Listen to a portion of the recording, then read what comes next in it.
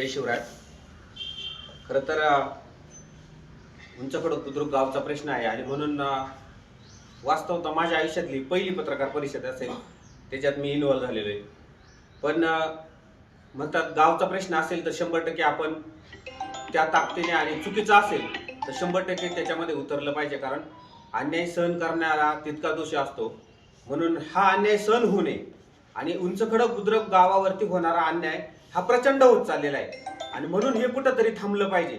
इथून मागे असं तुम्हाला वाटत असेल बऱ्याच लोकांना की इथून मागे असं काही होत नव्हतं का, तर इथून मागे असं लोकांना वाटायचं की जाऊ द्या मुर्द्या, कशाला याच्यामध्ये पडायचं, कशाला या लोकांच्या नादी लागायचं, कशाला पोलीस केस करीत बसायची, कशाला मारामाऱ्या करीत बसायच्या, आणि ही भूमिका कुठेतरी होऊ नये आणि म्हणून प्रत्येकाने आतापर्यंत एक सामोपचाराची सलोख्याची भूमिका घेतली आणि अन्याय सहन करीत राहिली. मुळात मी तुम्हाला पहिल्यापासून म्हणजे मी जसा गावामध्ये इन्व्हॉल्व झालो, म्हणजे तुम्हाला सगळ्यांना माहिती आहे, या तालुक्याला माहिती आहे, एक बंद पडलेली शाळा पूर्ण गावाच्या सामोपचाराने सलोख्याने चांगल्या पद्धतीने चालू झाली आणि त्याच्यामध्ये सुद्धा खोडा घालण्याचं काम हे आता विरोधक म्हणून पार पाडतायत. खऱ्या अर्थाने ग्रामपंचायतीने त्याला सपोर्ट करायचा, तर चुकीच्या पद्धतीनं त्या शाळेला कसं टाळं ठोकता येईल अशा पद्धतीची चळवळ आता त्यांची चालू आहे. मी आमदार साहेबांचं 100% कौतुक करतो. 2 खोल्या दिल्या आणि त्याच्यानंतर आम्हाला ठरवलं होतं साहेबांनी की आम्ही तुम्हाला 3री खोली देऊ. त्यांचीच भूमिका अशी होती का 2 बांधल्या त्याला अटॅच करा आणि 3री घ्या. दुर्दैवाने लोकशाही मार्गाने आम्ही त्यांच्या बरोबर गेलो नाही आणि त्यांनी सांगितलं जे माझ्या बरोबर आले नाही त्यांनी माझ्याकडे निधी मागायचा नाही मागायचा विषय संपला. आम्ही खासदार साहेबांकडे गेलो आणि खासदार साहेबांकडून आपण निधी आणला. आम्ही जवळजवळ 20-25 लोक खासदार साहेबांकडे घेऊन आणि 12.5 लाख रुपयाचा निधी आम्ही 3ऱ्या खोलीला आणला. बरं, आणल्यानंतर दुर्दैवाची बाब अशी का तो काय आमचे संडास बाथरूम बांधायचं होतं का, खोल्या बांधायचे होते का, आम्हाला घरकुल बांधायचे होते. अतिशय चुकीच्या पद्धतीनं यांनी ती खोली शाळा खोली मंजूर झाली जिल्हा परिषदेला. यांनी जिल्हा परिषदेच्या अधिकाऱ्यांना फोन करून सांगितलं का तुम्ही जर ती खोली बांधली तर तुम्हाला आम्ही अडचणीत आणू. माझ्याकडे आजही कॉल रेकॉर्ड्स आहे आणि मी त्या दिवशी ग्रुप पण म्हटलं होतं की मी ते कॉल रेकॉर्ड तुम्हाला जर पाहिजे असेल पत्रकारांना तर मी अवेलेबल करून देऊ शकतोय. मी टोटली ट्रान्सपरन्स असणारा माणूस आहे. ताकाला जायचं आणि गाडगं लपवायचं किंवा कोणाला ब्लॅकमेल करायचं अशी भूमिका मी कधी आयुष्यामध्ये घेतलेली नाही आणि घेणार पण नाही. जे खरं आहे ते खरं आहे आणि चुकीच्या पद्धतीने त्याला सांगितलं का तुम्ही जर हे काम केलं तर तुम्हाला अडचणीत आणू.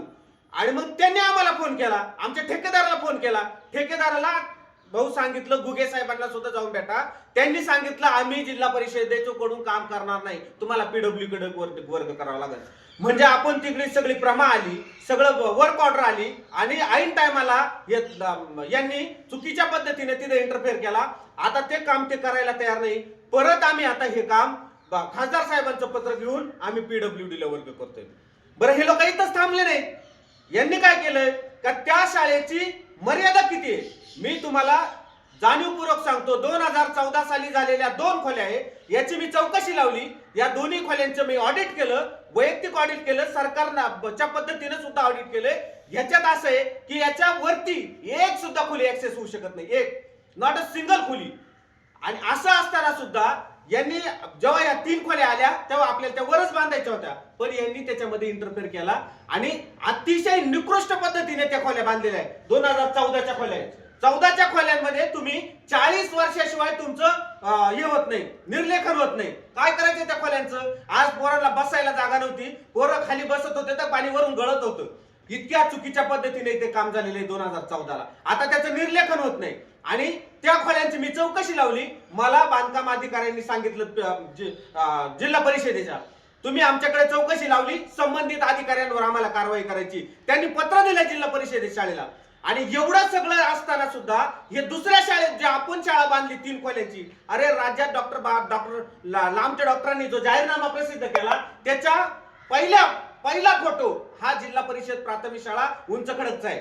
इतकं सुंदर पद्धतीने काम केलंय आणि त्याचं काय म्हणतात ते काय म्हणतो त्याला इस्टिमेट. यांनी ज्यांनी इस्टिमेट तयार केलं त्याला फोन केला यांनी आणि त्याला सांगितलं याचं इस्टिमेट कसं केलंय, याचं निकृष्ट आहे का काय, आम्हाला पाहू द्या. अरे मी छाती ठोकपणे सांगतो, आम्ही दिवस रात्र करून त्या शाळेवरती बनेल अंडरपॅन्टवर राहून तिथं आम्ही कामं केलेली. आम्ही स्वतः तिथं भिजलोय धजलेलं आहे आम्ही तिथं, घामाचं पाणी केलेलं आहे तिथं. आणि आजही तुम्ही ते ऑडिट चेक करा, 5 मजल्याचा ऍक्सेस आहे त्याला, वरती एकावर एक 5 मजले बांधू शकतात अशा पद्धतीचे ते ऑडिट आहे. आणि चुकीच्या पद्धतीने त्याला फोन करायचा, त्याच्याकडून ऑडिट मागून घ्यायचं, इथं जिल्हा परिषदेला जायचं, काम करू नका म्हणायचं. या पद्धतीनं तुम्ही गावचे एक लोकप्रतिनिधी आहात, तुम्ही चांगल्या पद्धतीने काम करायला पाहिजे, तर तुम्ही कुठे घालायचे काम करतात अशा पद्धतीचं काम. आणि तुम्ही विकासाची भाषा करतात. मी डॉक्टर लामटेंना विनंती करतो, डॉक्टर साहेब आपला अतिशय चांगले मित्र आहोत, अजूनही चांगले मित्र आहोत, पण जवळ कोणाला करावा, ज्या पद्धतीने चांगला तुम्ही जिल्हा परिषदेच्या सगळ्या शाळा चांगल्या करताय, जी जिल्हा परिषदेच्या शाळा बंद करायला लागले त्यांना तुम्ही बळ देता का? मी तुम्हाला अजून एक सांगतो, इथं सगळे लोक उपस्थित आहे, आज कंप्लीट 1 वर्ष झालं, कंप्लीट 1 वर्ष. त्या वर्षामध्ये आम्ही छत्रपती शिवाजी महाराजांचा पुतळा बांधायला घेतला होता, बरोबर विजयराव, आपण सगळे जण होतो त्याच्यामध्ये. आपण सगळ्यांनी सांगितलं होतं आपण पुतळा बांधू, 8.5 लाख रुपयाचं आपण एस्टिमेट केलं होतं. त्याच्यात माझा मित्र होता मिसाळ म्हणून, तो आपल्याला 3-3.5 लाख रुपयाचा पुतळा द्यायला तयार होता. अहो यांनी दिवसा ढवळ्यातील राममाळाचे झाड कापले आणि सगळं एक ते जुनाट खोड, ज्याला मेलेलं खोड आहे, त्या मेलेल्या खोडाला सुद्धा तुम्ही तोडायला परमिशन नाही दिली. म्हणजे महाराजांचा पुतळा झाला नाही पाहिजे. आणि तालुक्यात येऊन यांनी चर्चा उठवली, राहुल भाऊ, का ह्या सागर शिंदेला तिथं छत्रपती शिवाजी महाराजांचा पुतळा नाही उभा करायचा, डॉक्टर बाबासाहेब आंबेडकरांचा पुतळा उभा करायचा आहे, असं पद्धतीने चुकीच्या पद्धतीने यांनी इकडे येऊन अफवा पसरली. मी सांगतो तुम्हाला, आपल्या गावामध्ये कधीच जातीवाद झाला नाही. मागच्या वेळेला मी तुम्हाला सगळ्यांच्या विनंतीला मान देऊन आपण एवढं सगळं त्या गणेशने चुकीच्या पद्धतीनं बिहेवियर करून बिलाची जात काढली, मागाची जात काढली, माराची जात काढली, तरी सुद्धा आपण काय म्हटलं, गावातला सलोखा टिकला पाहिजे, चुकीच्या पद्धतीने कोणावरती गुन्हा दाखल नको. आपण केलं नाही हे सहकार्य. आणि तुम्हाला बाबासाहेब नको असतील, या चौकामध्ये बाबासाहेब नको, तो पुतळा आपण छत्रपती शिवाजी महाराजांचा ठरवलाय ना, तो तसाच झालाय आणि तो तसाच होणार. पण चुकीच्या पद्धतीने गैरसमज करणं, एखाद्याला चुकीच्या पद्धतीने डॉमिनेट करणं, तालुक्यात चुकीच्या पद्धतीने चर्चा करणं. आपण 8.5 लाख रुपये खर्च करून पुतळा उभा करतोय आणि काय 850 रुपयाची फ्रेम आणून त्या चौकाला नाव दिलंय. आमदार साहेबांना माझी विनंती आहे, तुम्हाला नावापेक्षा तुम्ही या ना त्या स्मारकाचं भूमिपूजन तुमच्या हाती होऊ द्या. तुम्ही त्या दिवशी का नाही म्हटले तुम्ही का हो द्या आमच्याकडून, तुम्हाला 10 लाख रुपये तुम्हाला पुतळ्याला घ्या. चुकीच्या पद्धतीनं या तालुक्यामध्ये या गावाचा इतिहास मांडला जात असेल तर तो 100% आम्ही कधीच सहन करून घेणार नाही. हे आज लोकप्रतिनिधी म्हणून त्या दिवशी गावामध्ये आम्ही सगळेजण आपण काम करत असताना हा आला आणि तो म्हटला माझा जीव गेला तरी चालेल पण पुतळा होऊन देणार नाही. तुम्ही सगळे त्याचे साक्षीदार आहात. अक्षरशः मारामारीची वेळ आली होती, पण अण्णा आले आणि अण्णांच्या माध्यमातून ही भूमिका सामोपचाराची झाली आणि म्हणून त्याच्यावरती वाद झाला नाही. हे 100% तितकंच खरे. पण चुकीच्या पद्धतीनं गावामध्ये आता तुम्हाला सांगतो, विकास आम्ही विकासाला आडकाठी आणत नाही, याव करत नाही, त्याव करत नाही. स्मारकाला आडकाठी आणली, शाळेला आडकाठी आणली. आमचे शिक्षक तर अक्षरशः आपण एवढा जीव तोडून, आबासाहेब आपण जीव तोडून रवी रुपवते सरांना आणलं होतं. यांनी रवी रुपवते सरांच्या बाबतीत भर मीटिंग मध्ये त्यांचा अपमान केला. जे काम शिक्षकाची ते शिक्षकाला करू द्या ना, चुकीचे काम कशाला शिक्षक करत बसल. आणि म्हणून शिक्षकाच्या बाबतीत सुद्धा तो रवी रुपवते सर निघून गेले आपल्या गावातून. ज्या शिक्षकांनी चांगल्या पद्धतीने शाळा सुरू केली त्या चांगला शिक्षक निघून गेला. आणि आता शिक्षकाच्या बाबतीत अजून एक सांगतो, मी ज्या आमदार डॉक्टर लामटेंकडे बाकीचे ज्या गुंटीचे माणसं होते ते तिथे गेले आणि त्यांनी सांगितलं तो उंच खडकचा शिक्षक काढा आणि त्या शाळेत पाठवून दिला. आजही आपल्या गावात महिना झाला, मी सकाळी शिक्षण अधिकाऱ्यांबरोबर भांडलोय, महिना झाला गणेशराव आमच्या इथं शिक्षक नाही. अतिशय तुम्ही सांगा, इथले तहसीलदारांचा पोरगा आहे, इथल्या तलाट्यांचा पोरगा आहे, इथं ग्रामसेवकांचा पोरगा आहे, आपल्या शाळेत शिक्षकांचा पोरगा आहे, केंद्र प्रमुखांचा पोरगा आहे, आगार व्यवस्थापकाचा पोरगा आहे. इथून लोक उंच खडकला शाळेत येतात आणि तिथं महिना झाला शिक्षक नाही. ही कोणासाठी व्यथा मांडायची आम्ही? शिक्षक म्हणजे आम्ही आमच्याकडे काय घरी धुणे भांडू करायला माणूस मागतोय? जे विद्यार्थी गोरगरीब आहे, अरे आम्ही खेकडे धरणारी पोरं, मासे धरणारी पोरं, रानावनात गलोरी घेऊन येणारी पोरं आम्ही शाळेत आणली, आमची चूक झाली का? अतिशय चुकीच्या पद्धतीने या गावाला ट्रीट करण्याचा प्रयत्न चालू आहे. आणि हा प्रयत्न जर होत असेल तर 100% आज सगळे तरुण एकत्र आले. माझी सगळ्यांना विनंती, या तालुक्यामध्ये जेवढे लोकप्रतिनिधी असेल चुकीच्या माणसाला सपोर्ट करू नका. आमचं गाव 100% तुम्हाला धडा शिकवल्याशिवाय राहणार नाही. आज एक चांगल्या पद्धतीनं 50 लाख रुपयाचा निधी आमदारांनी सांगितलं, 50 लाख रुपयाचा निधी आम्ही दिलाय. कुठे ते 50 लाख रुपये? 20 लाख रुपयाचा निधी, 30 लाख रुपयाचा निधी तर आताच कॅन्सल. ते म्हणतात निधीच उपलब्ध नाही. म्हणजे ग्रामसेवकाला माहित नाही का निधी नाही, सरपंच उपसरपंचाला माहिती आहे का निधी नाही ना, मग रद्द करून टाका. अरे त्याच्या प्रमाण निघाले, त्याचं इस्टिमेट निघाले, त्याचं उद्या वर्क ऑर्डर त्याची जवळ होत आली ना, वर्क ऑर्डरचा टेंडर ओपनला होते, सॉरी टेंडर ओपनला आहे. आणि अशा पद्धतीने डायरेक्ट ग्रामसेवकाला विचारायचं नाही. आम्ही भेटलो त्या ग्रामसेवकांची जर याच्यामध्ये इन्व्हॉल्वमेंट असेल तर माझी बीडीओ साहेबांना विनंती, माझी सीओ साहेबांना सुद्धा विनंती, याची चौकशी झाली पाहिजे. याच्यामध्ये कोणाचे आर्थिक हितसंबंध असतील, म्हणजे स्वतःला टेंडर नाही मिळालं तर काम करायचं नाही का? तुम्हीच एकटे तेवढे काम करणारे एक चांगले, बरं स्वतः तरी आहेत का टेंडरवाले? स्वतः तरी ठेकेदार आहेत का? जर तुम्ही चुकीच्या पद्धतीनं एखादा करीत असेल का, गावचा पोरगा करीत असेल किंवा शेजारच्या तालुक्यातला करीत असेल, शेजारच्या गावातला करीत असेल आणि चांगली कामं करीत असेल, कशासाठी आग्रह आहे का तुमचा हे काम मीच केलं पाहिजे म्हणून? म्हणजे आमदारांच्या माणसाला ठेका मिळाला तरच ते काम होईल आणि नाही मिळाला तर होणार नाही. ही भूमिका अतिशय चुकीच्या पद्धतीने. म्हणून माझी विनंती का चुकीच्या माणसाला आमदार साहेब तुम्ही चुकीच्या पद्धतीने बळ द्यायचं काम करू नका. जर भविष्यामध्ये असंच घडत राहिलं तर तुम्हाला सांगतो याचा आतापर्यंत तुम्हाला त्याचा परिणाम जाणवलाय. 1,14,414 पासून तर आता 77 पर्यंत आले. भविष्यात जर या अशा चुकीच्याच पद्धतीनं तुम्ही कामं करत असाल आणि काम करायचं म्हणजे निधी आलेला नाही तरी सुद्धा पहिल्या टोकाचं आणि दुसऱ्या टोकाचं अशा दोन टोकाला तुम्ही नारळ फोडत असाल. मी मध्ये बातमी केली होती, मला चांगलं आठवतंय, नारळ फोडे आमदार. मग जर तुम्ही असेच नारळ फोडत असाल आणि निधी जर उपलब्ध होत नसेल तर तो कशासाठी नारळ? भविष्यामध्ये जर कदाचित हे जर निधी न येता आमच्या गावाचं काम नाही झालं तर आम्ही सगळेजण पोरं उपोषणाला बसल्याशिवाय राहणार नाही आणि एक दिवस या पुढाऱ्यांच्या डोक्यात आपण नारळ फोडल्याशिवाय राहणार नाही. एवढीच मी विनंती करतो. आणि चुकीच्या पद्धतीने या गावाला बदनाम करू नका. चुकीच्या पद्धतीनं चुकीच्या चर्चा, जातीच्या धर्माच्या पलीकडचं आमचं उंच खडकचं गाव आहे. श्री सद्गुरू यशवंत बाबांच्या आदर्शाचं गाव आहे. प्रभू रामचंद्रांच्या परतवाच्याने पावन झालेले गाव आहे. जर कुणी याला बदनाम करण्याचा प्रयत्न करत असेल तर आम्ही अजिबात खपून घेणार नाही. एवढंच सांगतो आणि थांबतो. जय शिवराय. देशमुख, उंच खडक बुद्रुक येथील रहिवासी आहे. मी ग्रामपंचायत उंच खडक बुद्रुक येथील गाव अंतर्गत राममाळ रस्ता करणे या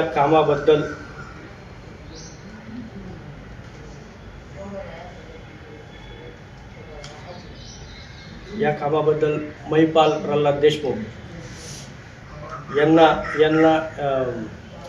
यांना विचारणा केली असता तर त्यांनी उडवडीचे उत्तर देऊन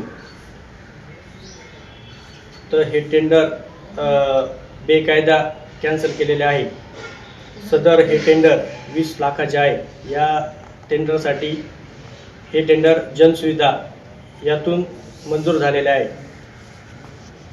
हे टेंडर 30 डिसेंबर 2026 रोजी फ्लॅश करण्यात आले होते.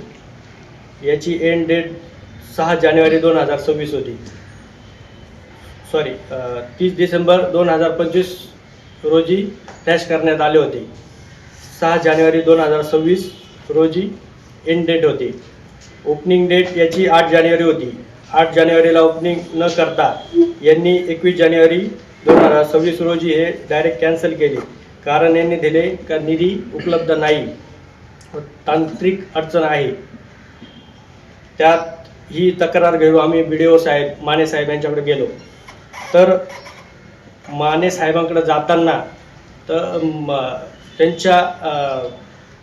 त्यांच्या चेंबरच्या बाहेर उभे असताना महिपाल प्रल्हाद देशमुख या इसमाने मला शिवीगाळ केली व मारण्याची धमकी दिली. त्याचे 2 भाऊ बोलून घेतले. हा इसम महिपाल प्रल्हाद देशमुख हे टेंडर मॅनेज करण्याच्या हेतूने मला शिवीगाळ व धमकी देत होता. या कामामध्ये त्याची हिस्सेदारी आहे. याच्या अगोदर पण 2 कामं राममाळ उंचखडक येथील राममाळ देवस्थान आहे, तिथं त्या 2 कामांमध्ये याची भागीदारी आहे. ते काम एकदम निकृष्ट दर्जाचे केलेले आहे. ब्लॉकचे दगडी ब्लॉकचं एक काम होतं आणि दुसरं प्युअर ब्लॉकचं होतं, वेविंग ब्लॉकचं एक होतं. ते काम एकदम निकृष्ट दर्जाचे झाले आहे. ही पण तक्रार मी BDO साहेब माने साहेब यांच्याकडे केलेली आहे. तहसीलदार साहेब त्यांच्याकडे पण केली आहे. परत पोलीस स्टेशनला यांनी मला मारण्याची धमकी शिवीगाळ केली, त्यामुळे त्यांना पण एक लेटर देऊन ठेवले आहे. या जे कामं असतील, जे राममाळवरची 2 कामं असतील, पेविंग ब्लॉक व दगडी फरशीची दगडी ब्लॉक, याची पण चौकशी करण्यात यावी व हे जे 20 लाखाचं जनसुविधेचं टेंडर आहे ते हे कॅन्सल बेकायदारित्या झाले का अधिकृत झाले याची पण चौकशी व्हावी. ते 3 दिवसाची त्यांनी मुदत दिलेली होती. म्हणजे BDO साहेबांनी 3 दिवस आपल्याला सांगितले का 2-3 दिवसात तुम्हाला याचं अहवाल तुम्हाला सादर केला जाईल, याचं शहानिशा होईल. तर ही जर 2-3 दिवसात जर शहानिशा झाली नाही, 25 जानेवारीपर्यंत जर शहानिशा झाली नाही तर 26 जानेवारी येथे मी 26 जानेवारी 2026 रोजी मी उपोषणाला पंचायत समिती येथे बसणार आहे. तर या इथं जे जमलेले पत्रकार बंधू आहे माझे, तर यांनी याची नोंद घ्यावी की मला न्याय मिळवण्यासाठी मी इथे आलेलो आहे. उंच खडक बुद्रुक ग्रामस्थांच्या वतीने एक सामाजिक प्रश्नावर पत्रकार परिषद घेण्यात येत आहे. त्या पत्रकार परिषदेसाठी आम्ही तुम्हाला निमंत्रित केलं आणि तुम्ही उपस्थित राहिलात, त्याबद्दल मी आपल्या सर्वांचं मनस्वी धन्यवाद व्यक्त करतो. उंच खडक गावामध्ये एक जनसुविधेमधून 20 लाखाचं टेंडर निघालं होतं. ही टेंडर होतं, त्याच्या सगळ्या निविदेता आल्या होत्या आणि हे टेंडर उंच खडक ग्रामपंचायतीने, मी एक सदस्यच आहे तरी पण सरपंच आणि उपसरपंच यांनी बेकायदेशीरपणे रद्द केलं. कुठलीही त्यावर सभा न घेता तांत्रिक अडचण सांगून ते टेंडर रद्द केलं. त्यामुळे ही पत्रकार परिषद घेत आहे. टेंडर रद्द करण्याचं कारण सांगितलं की बाबा आता निधी शिल्लक नाही आहे. निधी शिल्लक नसेल तर मग कामाचं उद्घाटन कशासाठी केलं? आपल्या तालुक्याचे स्वतःला कार्यसम्राट आमदार म्हणून येणारे त्यांनी या कामाचं 2दा उद्घाटन केलं. एकदा गावाच्या बाजून केलं आणि एकदा श्री क्षेत्र राममाळ इकडून केलं. मग हे टेंडर निधी नसताना कामाचं उद्घाटन केलं असं म्हणायचं का? आणि निधी होता तर मग कॅन्सल का केलं? मग तुमच्या पद्धतीने काम मॅनेज झालं नाही म्हणायचं की अजून काय म्हणायचं, असं आम्हाला प्रश्न पडला आहे. तरी हे टेंडर आहे त्या परिस्थितीत परत ओपन केलं जावं अशी आमच्या सर्व ग्रामस्थांची मागणी आहे. पत्रकार परिषदेचं कारण माझ्या अगोदर आमचे ग्रामपंचायत सदस्य माननीय श्री सोपानराव देशमुख यांनी मांडलं, तसेच आमचे तुषार देशमुख यांनी ही पत्रकार परिषद का आयोजित केली, नेमकं कारण काय हे मी सांगितलं, हे आत्तापर्यंत यांनी सांगितलं. तर माझा सरळ एक प्रश्न असा आहे का ही प्रशासनाची बाब म्हणून तर जर एका कामाचं उद्घाटन होतंय, उद्घाटन झालेल्या कामाची तारीख आहे 22/11/2025, सदर कामाची फलक हा गावात लावलेला आहे, त्याचं उद्घाटन आमदार किरणजी लामटे यांच्या हाताने झालेलं आहे. ही ती भूमिपूजनाची मी प्रत पण आहे माझ्याकडं.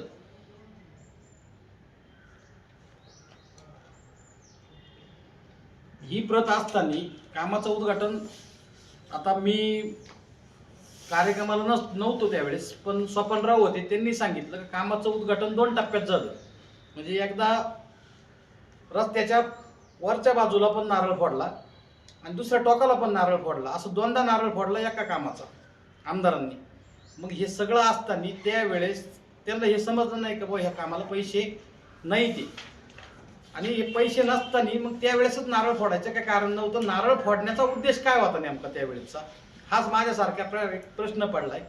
दुसरी गोष्ट अशी का हे जे काही आहे आमच्या गावात ग्रामसेवक आहे का नाही आहे हा एक प्रश्न आहे.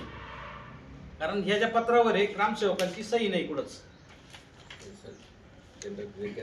टेंडर प्रक्रिया जी कॅन्सल केली, जे पत्र दिलं या पत्रावरती ग्रामसेवकांचा सही शिक्का कुठंच नाही. कारण ग्रामसेवक हा गावाचा मेन घटक भाग आहे, त्याची याच्यावर प्रशासकीय अधिकारी म्हणून सही नाही. त्याच्यानंतर मग मला वाटतं आमचे गावकरी सगळेजण BDOकडे गेल्यानंतर BDO साहेबांनी सांगितलं की मी माहिती घेतो देतो.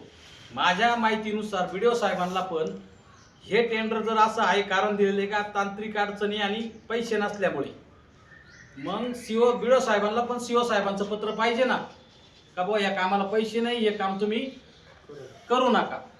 असं माझं बिडो साहेबांना पण आव्हान आहे का तुमच्याकडे जर हे लिखित पत्र असेल या तारखेच्या टेंडर म्हणजे 21/1 आतलं पत्र पाहिजे मला.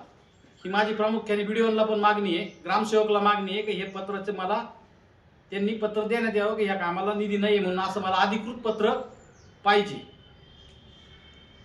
या सगळ्या गोष्टींचा विचार केल्यानंतर पुढं तरी बुलबुलाया चालू आहे आणि त्या रस्त्याला काम करणं या गोष्टीला आमचा विरोध नाहीये. पण जर मग काम कोणत्या उद्देशाने थांबवलं गेलंय याचं स्पष्टीकरण आमदार महोदयांनी स्वतः द्यावं आणि बीडीओ साहेबांनी पण द्यावं आणि ग्रामसेवकांनी पण द्यावं.